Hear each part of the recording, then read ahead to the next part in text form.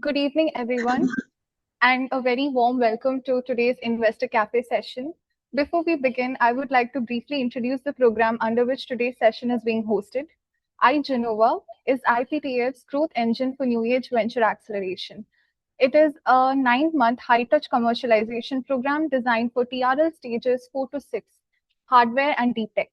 The program supports founders in their journey from validated prototype to scalable market-ready ventures through structured mentorship, technical advancement, and commercialization support. So through this, we aim to bring startups domain expert access, investor readiness initiatives, and also IPTAF aims to enable the successful commercialization for high potential innovations.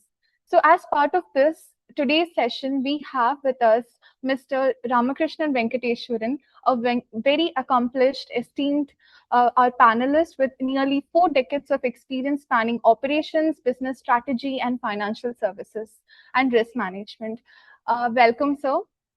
And we also have with us Mr. Piyush Joshi, a deep tech investor from Blue Hill VC, focused on backing founders at the seed to Series A stages across sectors including space tech, semiconductors, robotics, and advanced materials and manufacturing.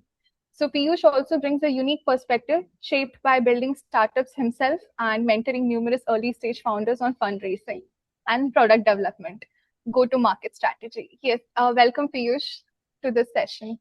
It's wonderful having both of you here, sir. Thank you. Thank you so much. Thank you. My Thank you pleasure. for having us. Right. Sir, do you want to? Yeah, Piyush, go ahead and let me know. Yeah, wonderful. No, thanks so much, Aishwarya, for having us around here. Thanks so much, IT Palakkad and the IM networks as well for having us here. Deeply honored to be, sitting alongside someone as accomplished as Ramakrishnan Venkateshwaran, sir.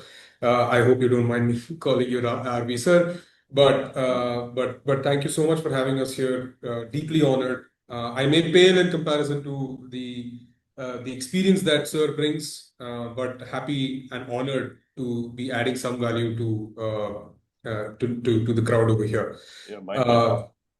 Over to you, sir. Please, maybe we can start with a quick introduction about how you look at startups over across the decades that you have invested. What are the kind of investments that have excited you, and what are the things that you look at when you're investing in a particular company? Maybe we can start from somewhere over there, start delving deeper from there. That's nice. Thank you, Piyush. And but the pleasure is mine to also uh, be part of this program. More importantly, thanks to IPTF for conducting this. Uh, See, I generally tend to have a bias. Okay, the bias is because of my multiple years, close to about 30 plus years of experience only in the banking and financial services. Okay, and that essentially comes with a very clear uh, risk appetite, adjusted risk appetite mindset. Okay, where I look at everything from a very conservative side. Being a banker, having been a banker, the first thing is to look at it from a conservative perspective, have very little trust, and then progress, assuming that someone else is going to enable that trust over a period of time. Okay, that's when the relationship becomes sticky. Okay, if I were to really sum it up, what I look at while Sorry, investing, sir. Sorry yeah, to cut you. Can someone who there's some noise coming through? Can all of the others please mute mute. yourselves, if that's okay? Or Aishwarya, maybe you can mute whoever it is. Yeah, please. Thanks. Yes. So if I were to summarize what from an investability point of view, not necessarily only deep tech, any of the investments which I would want to look at, there are three very critical things which I typically want to consider, more from the fact that as investors, similar to what as a banker, we are not looking at it from evaluating an idea specifically. Okay, we look at it very clearly from whether I can underwrite the ability of the founders to run the grind, to endure, okay, irrespective of wherever they are, whether it is a their rudimentary startup or a deep tech startup.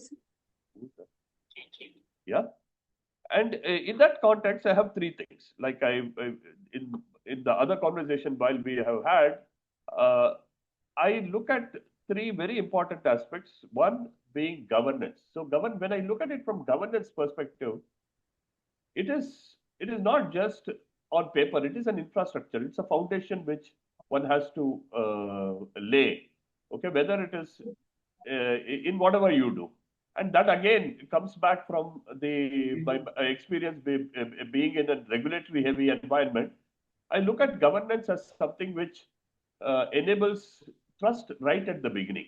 Okay, that we are here to do things in a clean way.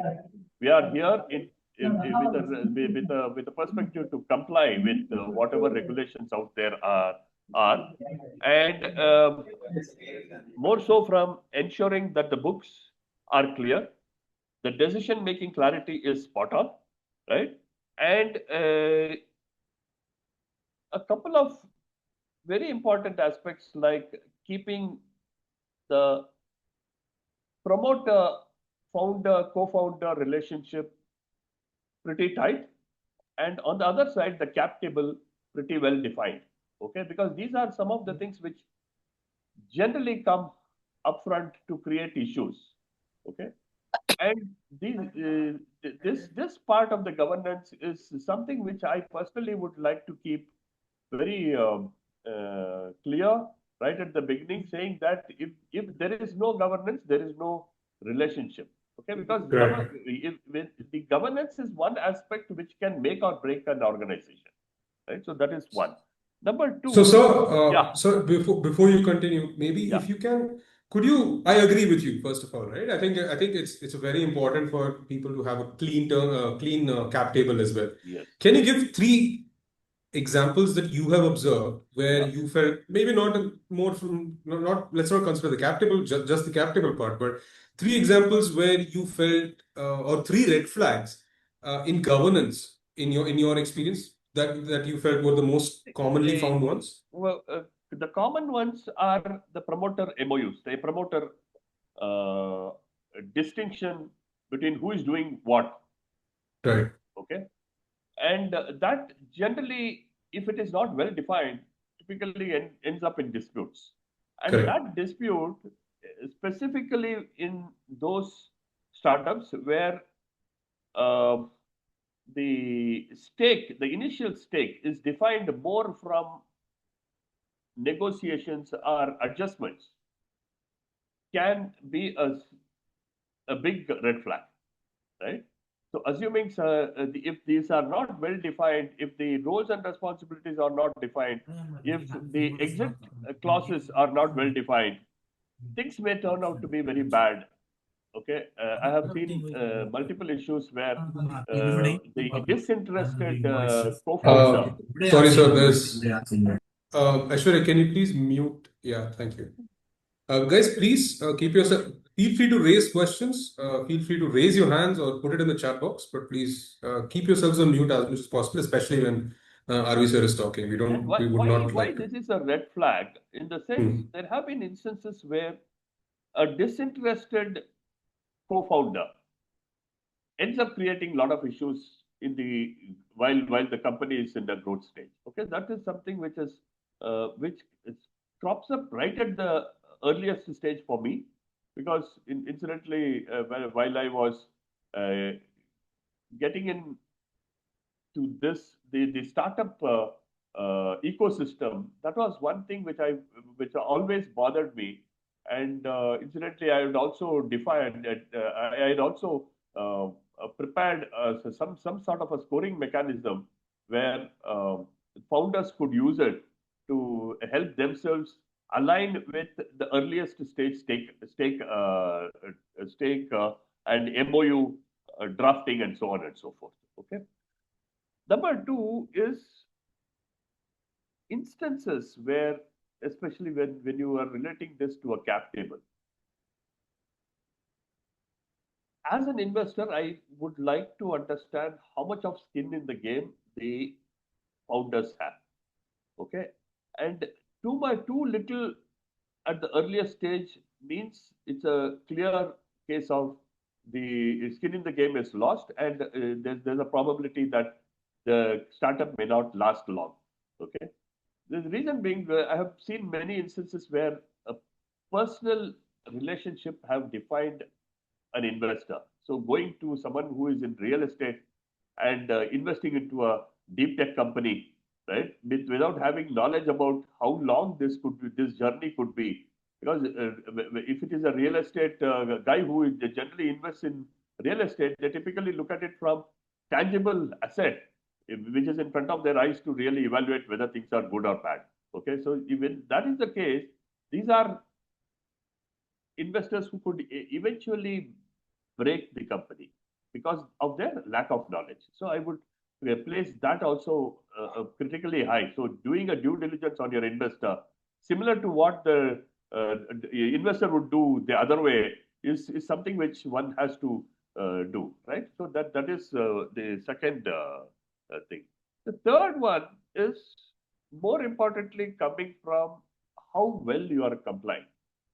So setting as assuming that the GST payments are something which can be managed later, keeping it pending. PF payments, anyhow, uh, these are retirement benefits. Can we push it later? So these are some of those things which are creating red flags. The reason why these are red flags, because suddenly something crops up and you have a huge bulge out there which has to be paid, and eventually that could be something which could close down the company. There could be a bankruptcy issue which would come. So these are all, it's a paranoia. I'm not saying that everyone is like that, but if these some of these things are taken, uh, the importance is given right at the beginning, one could preempt risks and take the right to navigate it accordingly. Right. So this is something which I. Number two, I have another major issue which when I look at it from a founder company, founder business fit, right? The aspiration levels is something which I personally would like to understand. Okay, why? Because I have seen many a time that people just get into a huddle and decide that yes, let's go for a startup. There have been situations where uh, I'm not able to fit anywhere else. Hence, I go for a startup. So, for example, it should not be a replacement for not being employed, right? So that is a way bigger risk which I see. And more so when it is deep tech, the journey is like an expedition. It's not necessarily uh, for a few years or something like that. This is like that multiple things keep happening. It's a trek, say Everest. Okay, if one were to do a trek on Everest, how long they have to navigate with many uncertainties. If that is the scene, anywhere between 7 to 10 years to really see a business case out of a deep tech innovation, deep tech technology is something I would definitely want to understand. Is the guy running behind the problem or running away from something else? Okay, that is something which I would definitely in my conversations I would want to understand. And So one question on top yeah, of this, right? yeah. This is a very interesting point that you mentioned as well. In your conversations with founders, especially at the early stages, how have you noticed, or what behaviors, founder behaviors, have you noticed that can predict execution quality? I think there was a question as well regarding that. But how are you able to predict this execution quality? That yes, these guys, there is some level of precedence or some So level let, of let me look at it yeah. from two types of business. Okay, one which is rudimentary, but a business case is very strong over there, versus another which is a deep tech and requires a lot of patience.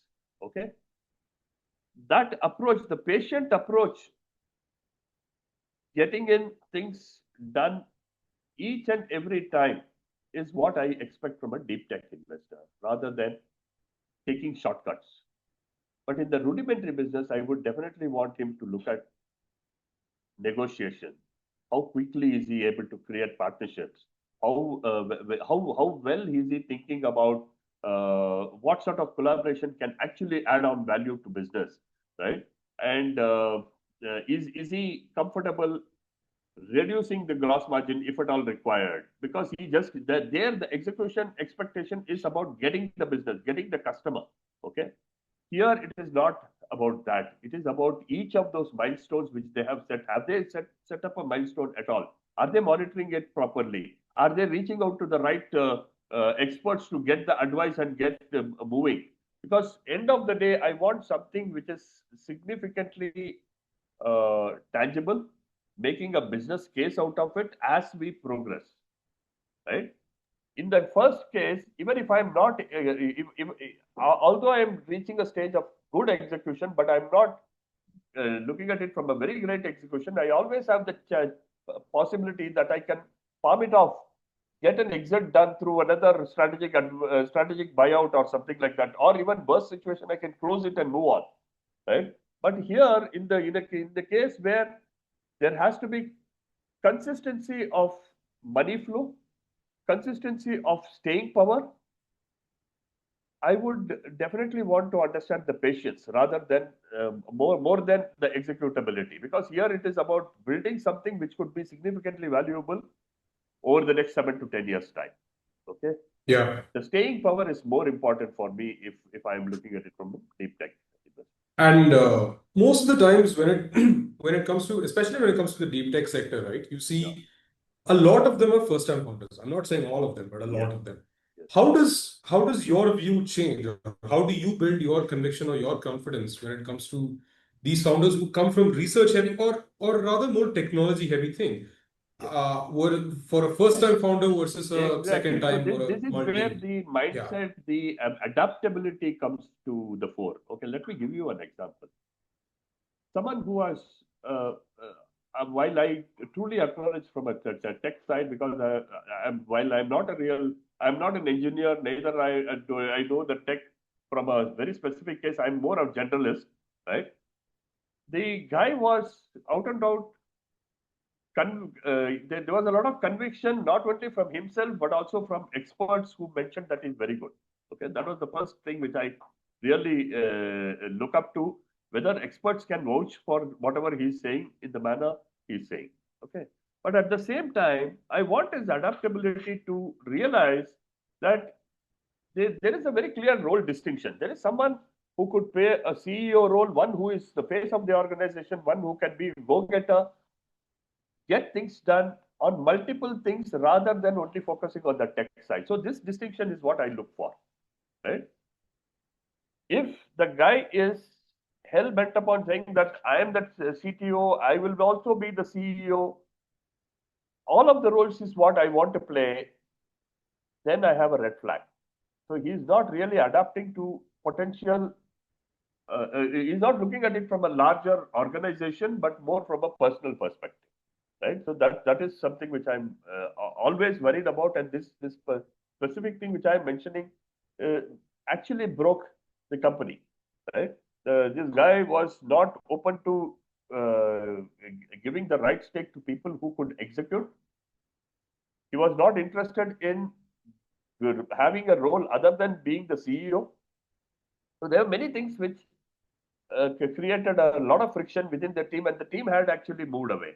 So that is seems these are some things which I'm actually, specifically worried about.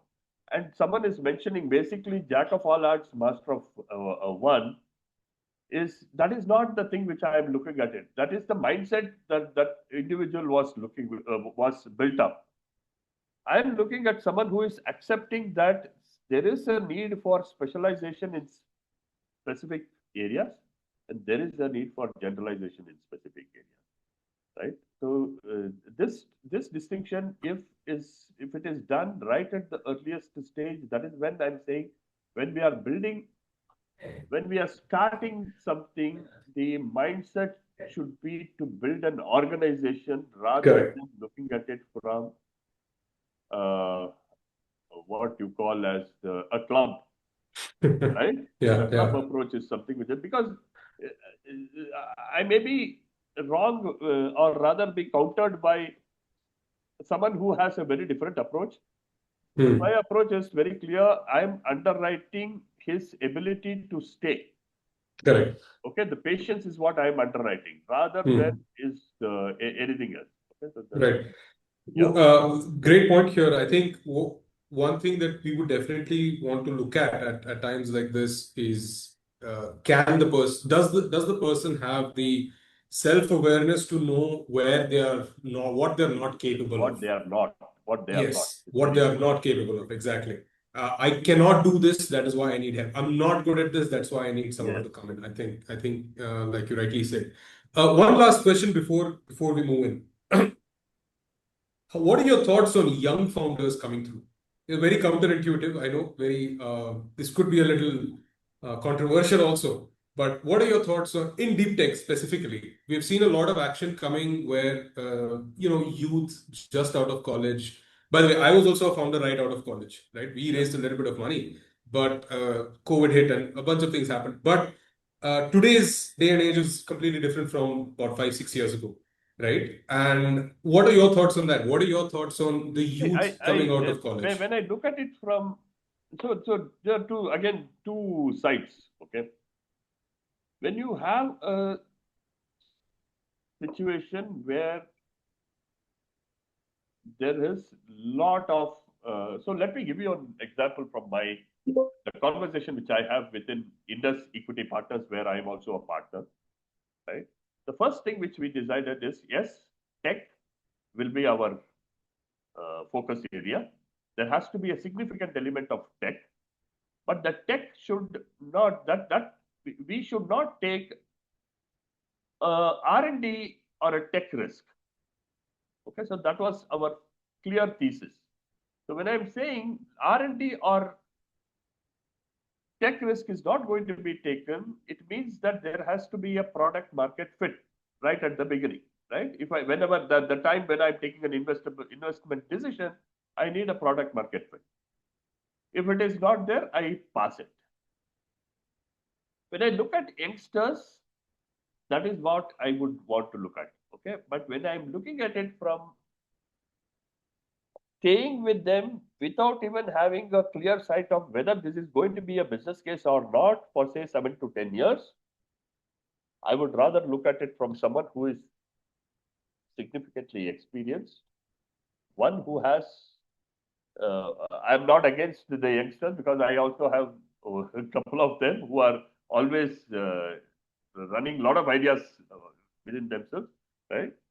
So my personal conviction is on those.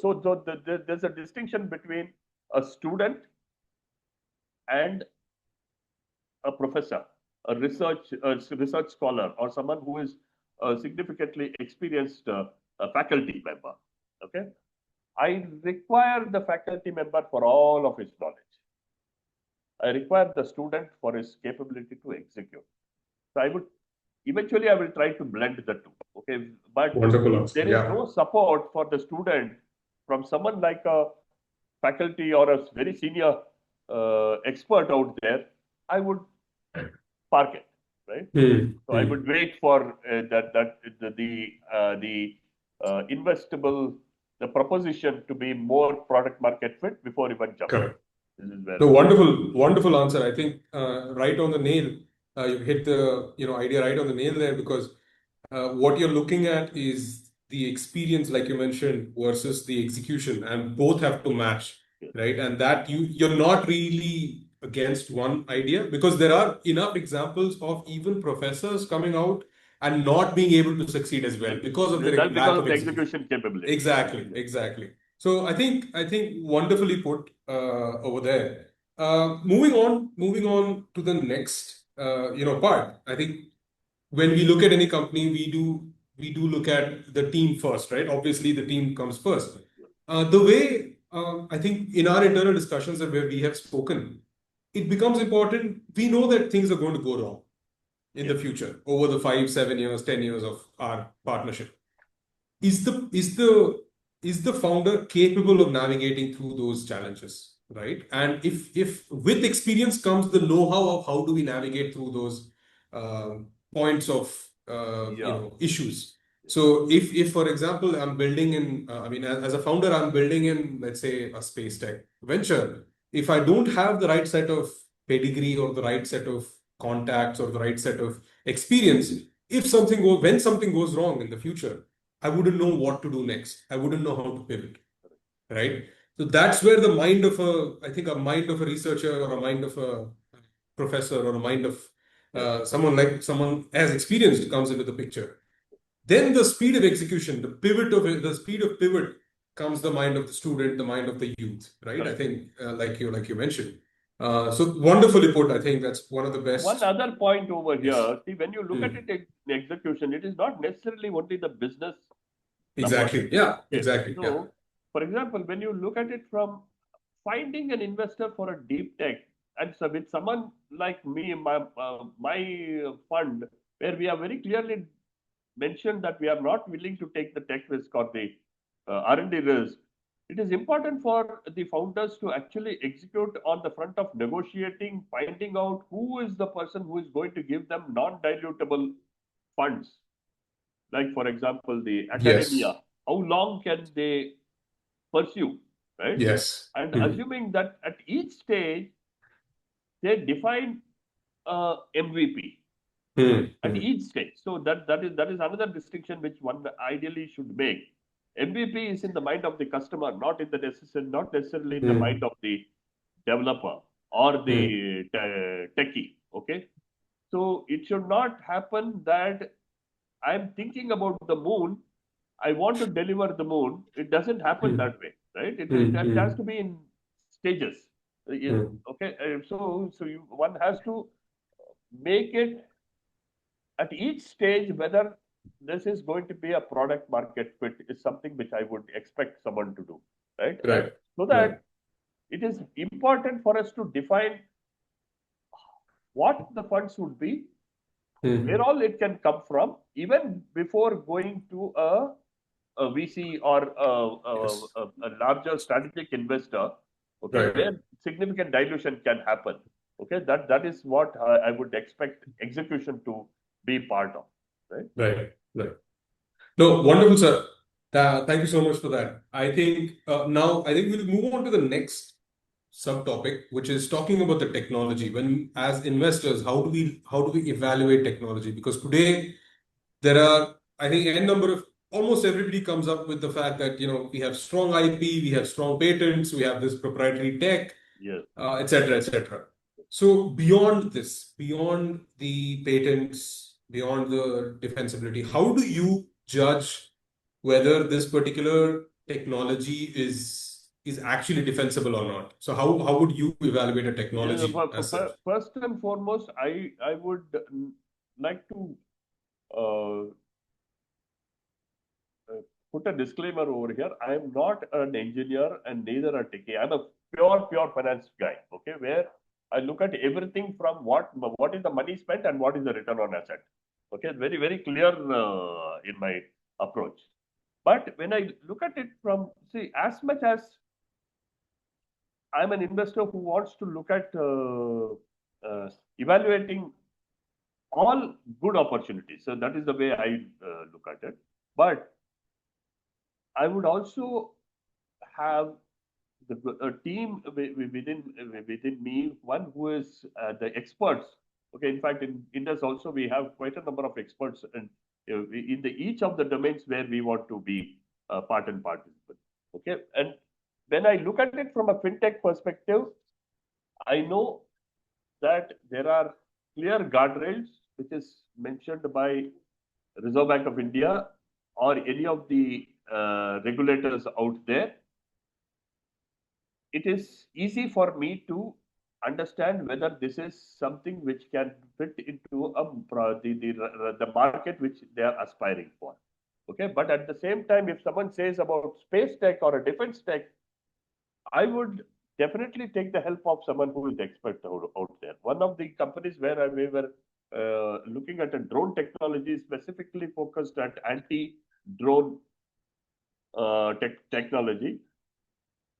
We had someone from the defense side who was part of the team itself. One very senior defense member, one who has been there in the combat area, who was a part of it. So him defining all of the design and how it has to how it will eventually fall in place was something which was of very extreme value.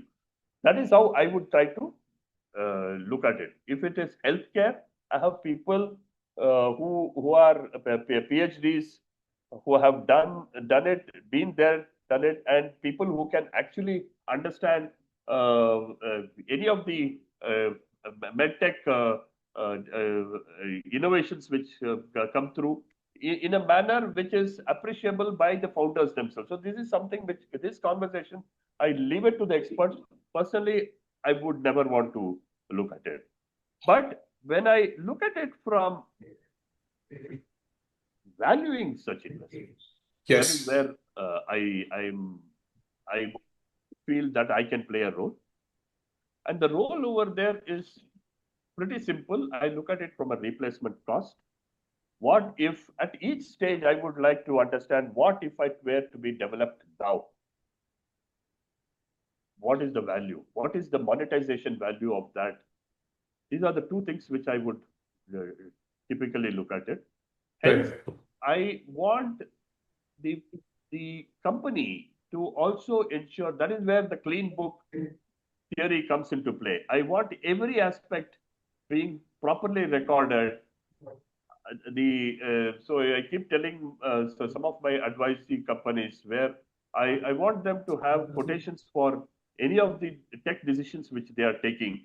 Okay, so that there is a comparison which happens, so that we also would come to know what are all the possibilities while pricing, where how should I cost my development and all of that in a manner which is defensible. Okay, Hmm. so Hmm. that is how I generally look at. Right. Right. So, and if I may add to this, because While I'm not claiming that I hmm. would have answered this question in the best possible way, that is essentially coming from the fact that I'm not an engineer and I have my own limitations over there, right? No, no, wonderful. Thank you for being so candid about it as well. But just to add on to the points, how we look at companies where where we are investing, how do we build the conviction is pretty much the same way, but I am one of the people who would go out and then connect with experts and build my opinion, right? So, What? because I mean, I am an engineer as well, so I'm able to understand a little bit about the technical nuances between one particular technology versus the other. Yes. Obviously, there are limitations in this also, where I would also defer to the experts, obviously.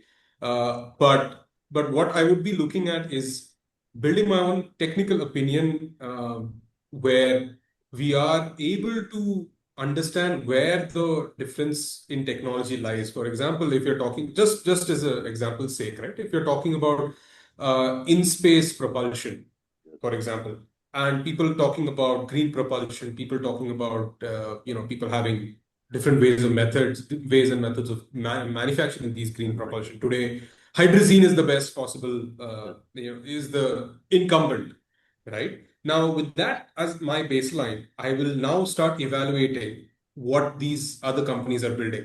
If you're building without taking any particular technology's name, I'll start comparing one particular KPI, which is going to be your ISP, which is specific impulse. Yes. Right. Sorry for nerding out a little bit over here, but just so that I think our listeners also get some clarity in Absolutely. how Yeah. deep tech investors think about. Just to talk about this, I would look at some companies which are manufacturing alternatives to hydrazine, and then evaluate, because as a manufacturer or as a satellite manufacturer or as a customer, for me, how you manufacture things doesn't matter. For me, my KPI is going to be is going to be your ISP, is among other things, but I'm just using ISP as the most famous example, Yeah. as the most famous KPI. Right now, if you are able to show me that your ISP is not only comparable to hydrazine but also better than it, with a certain amount of delta on top of it, Wonderful. then I'll be like, okay, this makes a little bit sense. Because now, as you mentioned, sir, I am now talking about, as a manufacturer, I'm also talking about switching the costs. Correct. Hydrazine supply chain is very well established, Yes. right?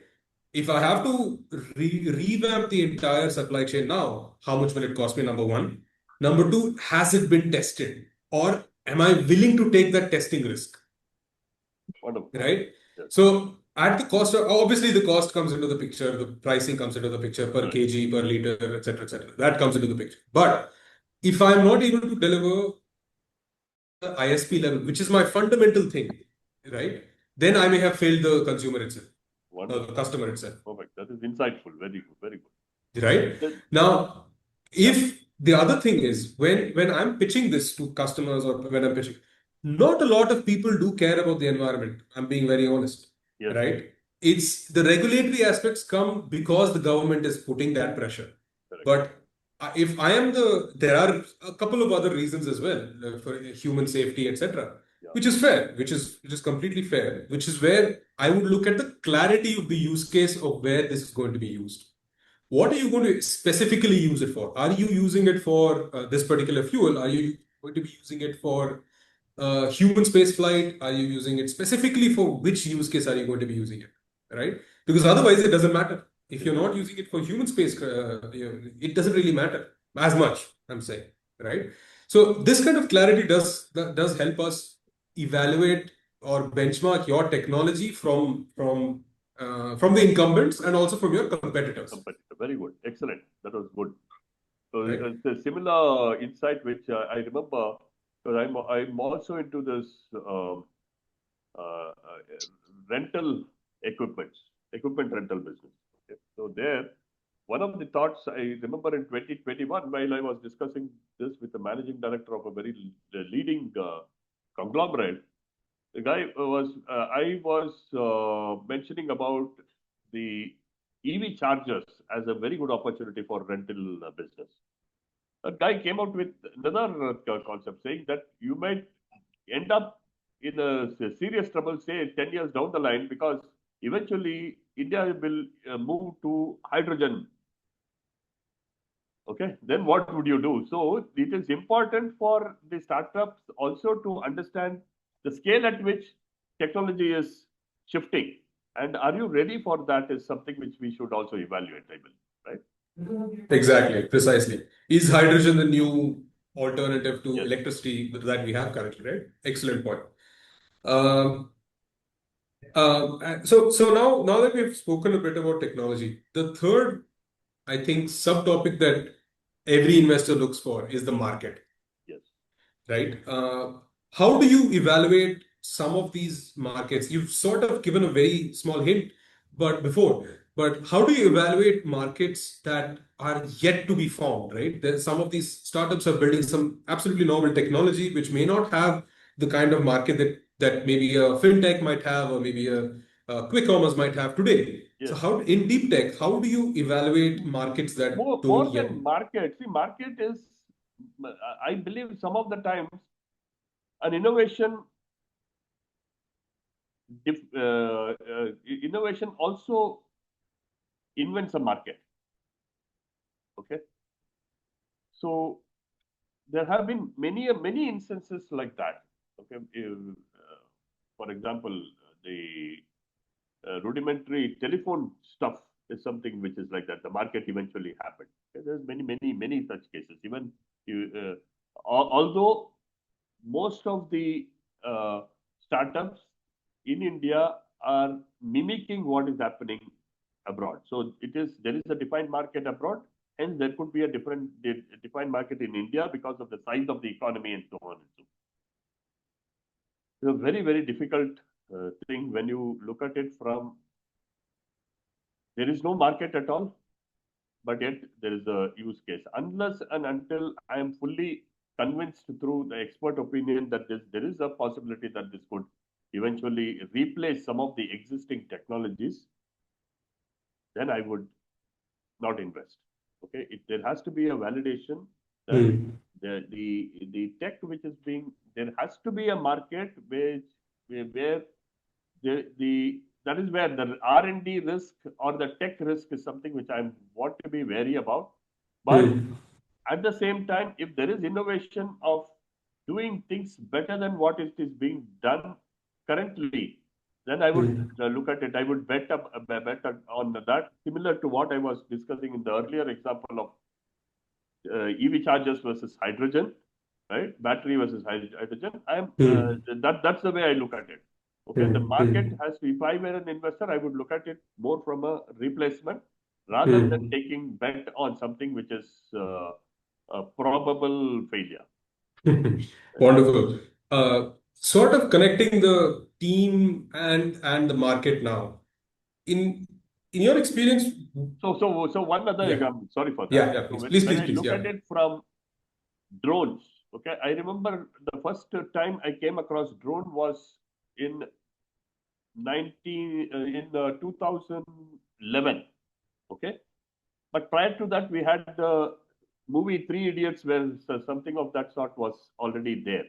Right? And incidentally, one of the guys from IIT Kanpur, he had come home and demonstrated his drone at my home, right? And we were talking about the use cases being agriculture to enable fertilizer spraying or finding out rodents and various other things. We had also thought that there could be a situation where logistics can happen. And today we are about 15 years later, logistics is happening and it is more prevalent in India. So that is a replacement. In fact, Ashok Leyland is also mulling over whether they should look at drone logistics, right? Being on road for so many years, the very large trucks now they are looking at drones being the mode for better logistics, efficient logistics, and so on and so forth. So this is where I'm coming from, more from a replacement point of view rather than looking at it from a pure play new market where it is not Right. defined and so on. Right. No, thanks for that. I think that insight helps. And this is more relatable as well to a lot of the current founders. So thanks for that. So as I was saying before, in your experience, how do you see, or what do you think is the most common market misconception, right? That most of the founders are more technical. So what are some of the misconceptions, market-related misconceptions that you have seen from founders, right? Something that they may have disagreed, may have agreed with in the beginning, and then oh no, I was completely wrong about this hypothesis or about this thesis. So what are some of the most common such Common misconceptions that you have mistakes, I observed? will rather say. Okay, so the first thing which I mentioned earlier also, assuming that your MVP is the customer's MVP, right? The lack Right. of research, reaching out to the customer, trying to understand if at all there is a product market fit. Is the customer really wanting this? Is the customer really having these problems? Right? And if yes, this is a very big problem to solve, are there others who are trying to solve it? So that the market is not defined by the lack of competition, but it is defined by the potential competition and the existing uh, uh, replacement, something which is cheaper, something which is easier to the lower the barrier, the easier you penetrate. So we would want to understand those aspects. As the founder made enough research about all of this before even defining that these are the things which his product could solve. Okay, I have seen many of them fail on that count and actually close their businesses. Right. They would have their value proposition is a misconception. Okay, many a time I have seen, especially with respect to people who uh, time and again say that their ability to measure the environment better than the other Yeah. is a complete mismatch. Okay, because Correct. I feel that it is when I look at it from a financial services parlance, I would look at them as someone who is providing a credit bureau information, right? So that is how this particular technology has penetrated. There are multiple people who are doing it, and everyone claiming that I'm the best in the industry. So I would be wary about that. Right, right. So, one last question before we move on. This is an internal discussion that we have also had, and quite a long discussion that we have had on it, but there's no end to this conversation yet. Um, how do you look at indigenization or sovereignty? How important is indigenization or sovereignty when it comes to investment decisions for you? So is it as important, for example, if a startup says that we are, for lack of a better, Yes. comparison, let's say there's a drone replacement, right? Let's say BMS of the drone, the battery management system, or the batteries of the drone. Today, most of the or motors of the drone, everything comes from China today. So if they're saying that we are a indigenous play, this is indigeneity play. See, We are India first. I would look Yeah. at it more from market adaptation. Okay, why? Because the more the market has been penetrated, it is important for us to take care of all of the ecosystem. So, for example, I'll give you a very important thing. It could be controversial. I love controversies for that matter. Yeah, now, the solar panels, right? Great point to pick up, sir. Yes, I have I'm thoughts on this as well. I'm Yeah, extremely please. worried now. Yeah, Okay, about the multiple players getting marginalized, projects getting delayed. yeah, All of these have already been signed off. So there's a perception about, there could be a misconception also. I'm not fully sure about this, but the change to complete indigenization could actually increase the price by about 33%, right? And if that is the case, plus there is a significant fall with respect to the power purchase prices, right? So this could maybe elongate our investment cycle, or even kill some of the independent power developers. Okay, so this is where I sort of tend to look at it more from trying to protect. If there is deep penetration, I would want to protect the existing players, right? Even if at the cost of indigenization to a certain extent, right? But obviously, I am also someone who is a patriot or a nationalist in that true sense. I want something happening from India significantly, but for that, we should see how we can actually set off the costs of replacement, right? There has to be a proper mix and match of that. wonderful answer. I think this is an important answer that most founders here need to be able to answer. That indigenization, just for the sake of indigenization, is not the end game. Yes, There has to be something more. And like you rightly said, market adoption is one very important aspect of it. If you can prove that the switching cost, the indigenization cost, correct. is at par or even better, hopefully, than the counterparts from other nations at a matching quality as well, Yes. not just the cost but also at the quality. Then there's an investment play to be made. I Yes, think that's and see, getting yeah, in technology transfer to ensure production happens in India, all of this is very good decision. correct. I would actually encourage that. Those are things which we should actually really look for. Hmm. Partnering with those countries which are technologically advanced, Hmm. and also ensuring that it happens in India so that our the guys within the country are in a position to improve upon those technologies, which eventually will happen. Okay, that is something which is very positive, which I see it could happen. Okay, so it is only giving them the space to Yeah. understand where the tech roadmap is and improve upon that is a very good thing which we can. Right, right. To that point, I think InSpace also has opened up Yes, their technology transfer thing. So I correct. think that's a good signal It's a very good thing. for yes, exactly. So finally, I think we have very few minutes, like the last 20 minutes, 15 minutes or so left. Coming to the I'm assuming the most sought after topic about valuations. Yeah. right? I know that laugh itself talks a lot, right? There are always negotiations happening. So how do you at a seed stage for technology companies? I'll get started with a very fundamental basic question. How do you frame these conversations when you come across a seed stage company, right? How do you start negotiating at a point like that? Most of the time it is thumb rule, and I'm not for that.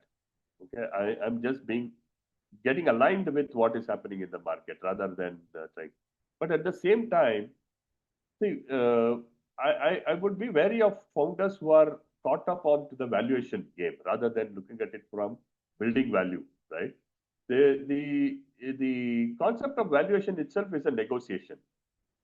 Okay, how well am I able to negotiate with the founder or the vice versa is something which is always established.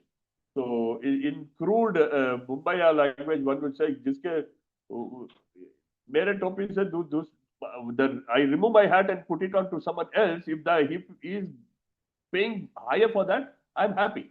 Okay, that's the way things work. But it is very important uh,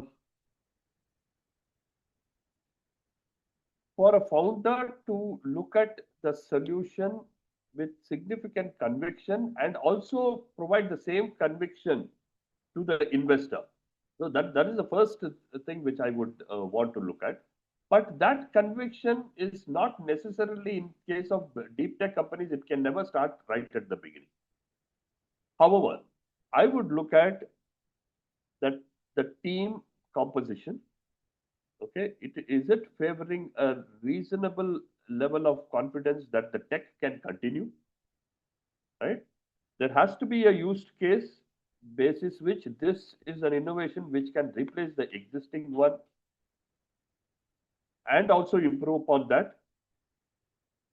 The right element of partnerships. So, for example, an academia of repute is something which I always value, because if anything goes wrong, we could always go back and try to correct that. Okay, and when you have such partnerships, inflow of critical resources is for a given. Okay, there's so many good resources out there, which that pipeline is something which I value a lot. Okay, and for each time you are trying to do a research or you're testing your thing, there is someone who can use that as a as as part of his academia, so that and partner with us in order to not only enable him to get more knowledge but also help our company to grow. So this is something which I value a lot.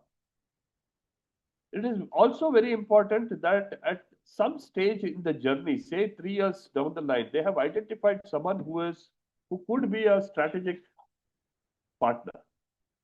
More from the fact that they have established infrastructure, they have the money which they can invest can be significantly better than what otherwise the founder themselves could try, right?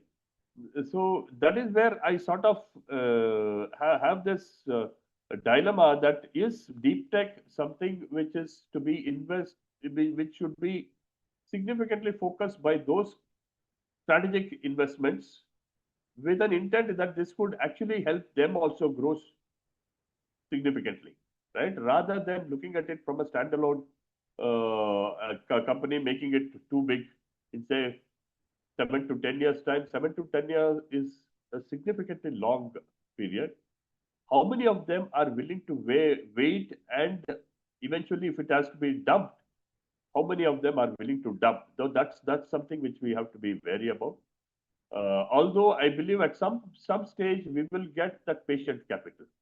Okay, that patient capital is what is required, and to do a valuation exercise in relationship to this patient capital is something which I would put it like this. Dilution should not be necessarily in the mind of the founder. The founder's significant value is his knowledge. Because deep tech is knowledge, right? So even if it is a low stake and he significantly his knowledge is irreplaceable, I would encourage him to take that bet, even if the valuation is slightly getting skewed in the favor of the investor. Okay, because it is very important at each stage one has to understand that money is very critical to sustain and keep going, right? That is what I would advise people rather than saying I will not dilute because my tech is more important. That unfortunately tech is not a moat. People feel that tech is a moat. It is not a moat because each time I have been seeing that there is someone else who is doing something better than what was there before. Right? Yes, yes. No, I think great note to end on. Tech is actually, even in deep tech, it's something as complex as deep tech. Yes. There's always going to be, there's always a bigger fish, right? There's always someone who will come and 5 years down the line, 3 years down the line, 4 years down the line. How far ahead are you as number one? But Yes. you should know that you will eventually be caught up. Correct. So the intellectual property is really the founder's knowledge, like you mentioned, the founder's ability to keep iterating from this particular technology to the next, and so on and so forth. And how does that lead to an exponential growth in the value of the company, right? And at the end of the day, as investors, we are in it for making money. Yes. So that inevitably leads us to make a good amount of money. So no, thank you, sir. Thank you so much for those thoughts. Yeah. I think now we can possibly, Aishwarya, I think we have a few more Open the minutes. house for questions. Yes, yes. Now I'd request everyone who is interested to ask questions to our esteemed panelists to please unmute yourself and ask your question. Yeah, you can probably raise your hands and then we'll Yes. yeah, I think that should systemize a few of the things. Nobody's raising hands. There are a lot of questions on the chat. Maybe someone can ask on behalf of the person so that, or Yeah. they themselves can read it. I think I'll just get started. There's someone called Prakash. I don't know if he's still around. Prakash Dev, what should a founder do when there is significant mismatch in commitment execution between co-founders, especially when the less committed co-founder owns a critical function like technology? At what point should the founder consider changing the co-founder structure? So this is a classic case of Classic. promoter Yeah. MOU not having been done right at the beginning. Okay, Yeah. these roles and responsibilities have to be clearly established. The exit rules have to be laid. Okay, I personally have been in a situation where we had to make a MOU, and believe me, we had made it very strong. And one of the things which we had defined was to make it simple that any of the other founders can actually buy out the existing founder, or if they are not able to buy out, replace it with someone. But in critical roles such as this, there has to be a replacement clause which is very clearly mentioned, and the stake has to, there has to be a clause which ensures that the stake is parted away with to someone who is more eligible and who is more committed, right? So the very reason why we have to look at from building an organization rather than a club is Correct. specifically this. Unless and until you are fully committed, the personal aspirations is not necessarily a organization's aspiration. Right? Correct. So these are some things, these are rules which have to be defined right at the beginning with the hard questions asked and hard decisions taken, rather than putting it for at a time when actually you would be in a position to take off, and at that time someone who is disinterested just puts the spoke and the company ends. Okay, such toxicity is there. Please do not believe that these are some things which we are telling out of just like that. There are such toxicities out there, and it is very, very, very difficult, right? Yes. Yes. So founder MOUs, founder agreements, I think these become super, super important from a governance perspective also. Yes. Right. And we don't want any ugly divorces happening. Correct. There's another one from Pawan Kumar Natarajan.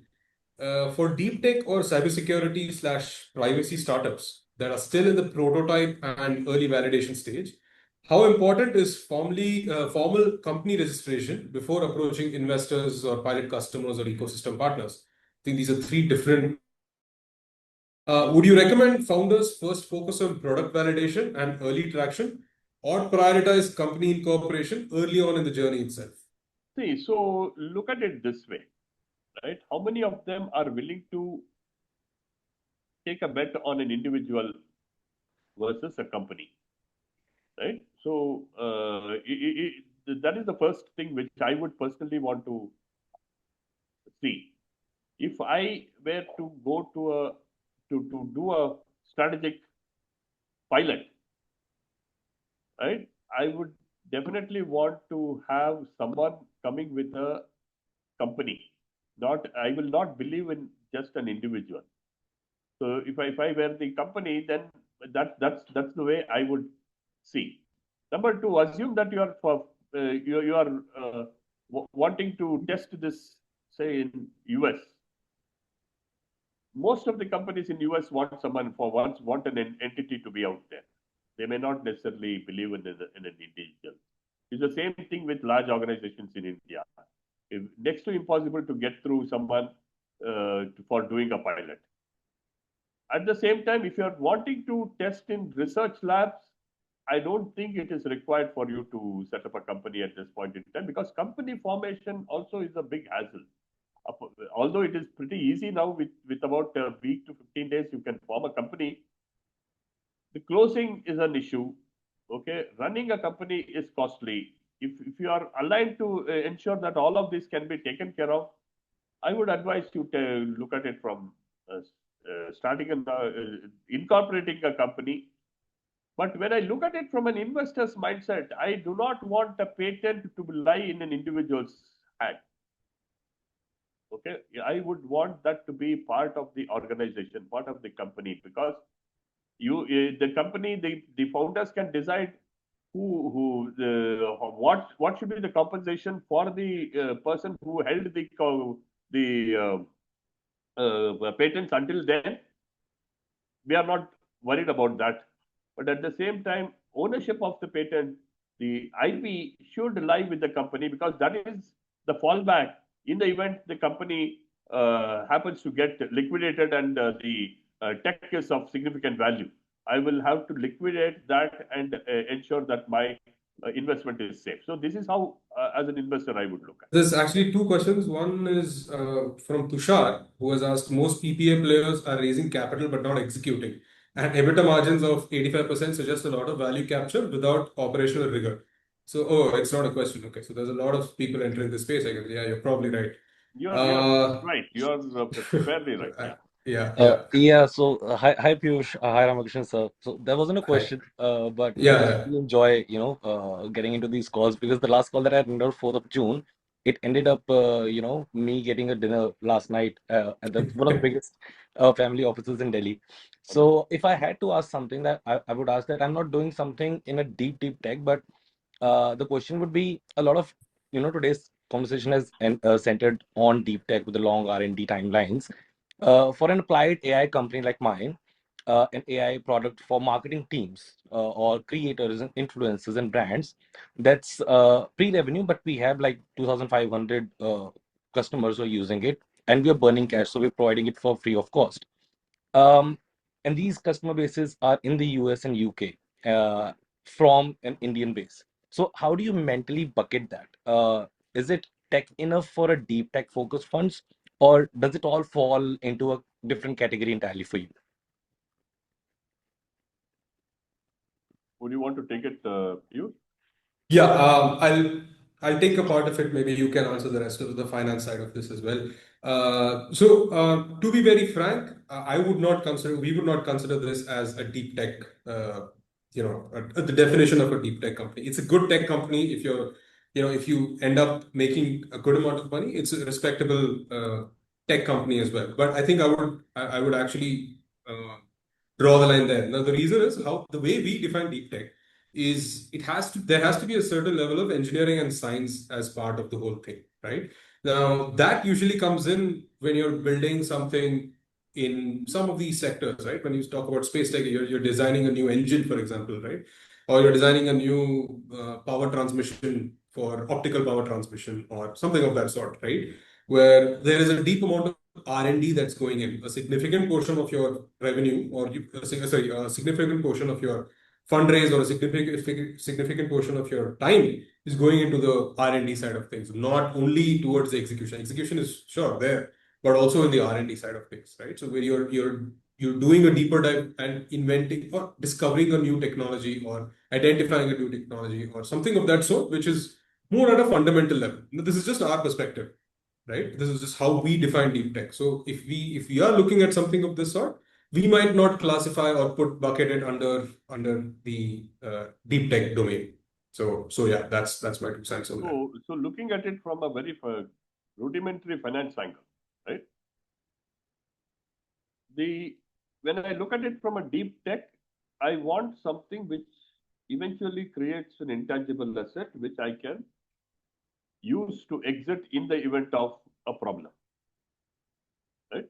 On the other side, when it is significantly tilted towards services, I would look at it purely from the ability to scale.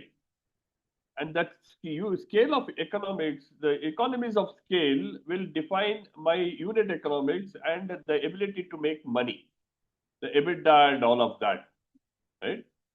So if I have to put money over there, I would purely look at it from how quickly I can get my return on investment versus a creation of an asset. Even if it is going to take time, eventually it will help me get back my money.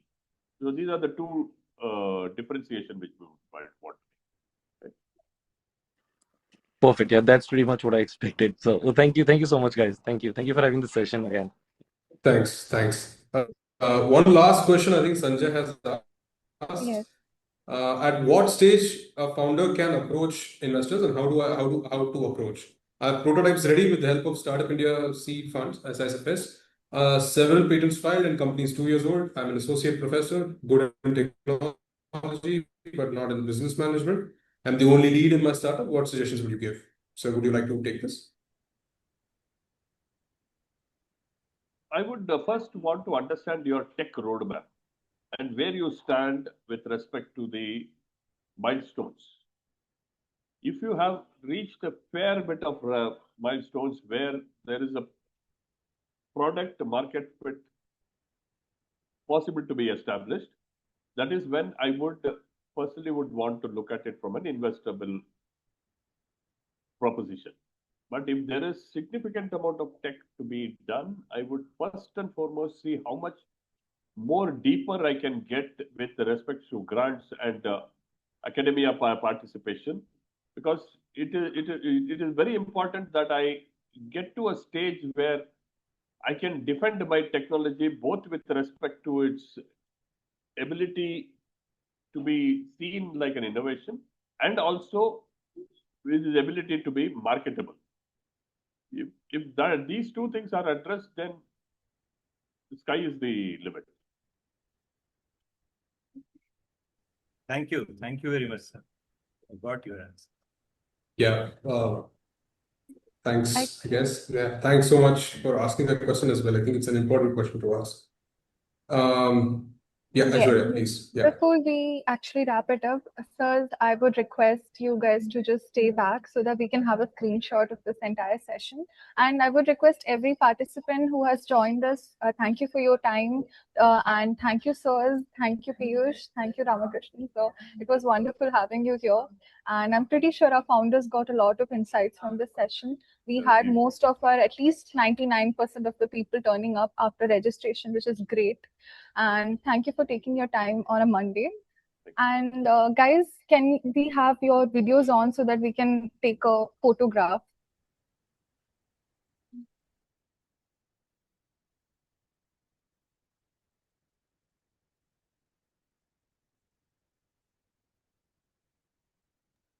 Thank you.